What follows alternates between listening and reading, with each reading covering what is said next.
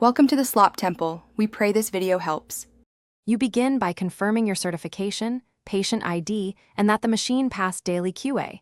This ensures safety and legal compliance. Next, power on the console and X-ray tubes. Warm them per the manual, about 5–10 minutes so output stabilizes. Once done, check interlocks, shielding, and the exposure meter. Position the patient precisely, apply lead protection, and set KVP, MA, and exposure time. Use tight collimation to reduce dose and improve image contrast. Once patient positioning is confirmed, decide between AEC and manual exposure. AEC helps consistency, whereas manual gives control for atypical anatomy. Adjust focal spot and grid based on body part to balance resolution and scatter reduction. Make sure source to image distance is correct. Small changes affect magnification. Communicate clear breathing or hold instructions to the patient.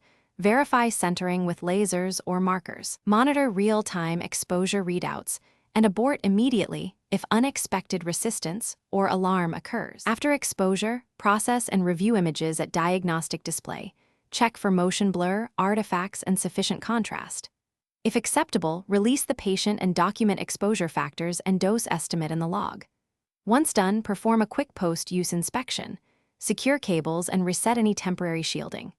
If an alarm or poor image occurs, first safely power cycle the system, then inspect interlocks, cables, and cassette alignment. If the issue persists, tag out the unit and contact biomedical engineering.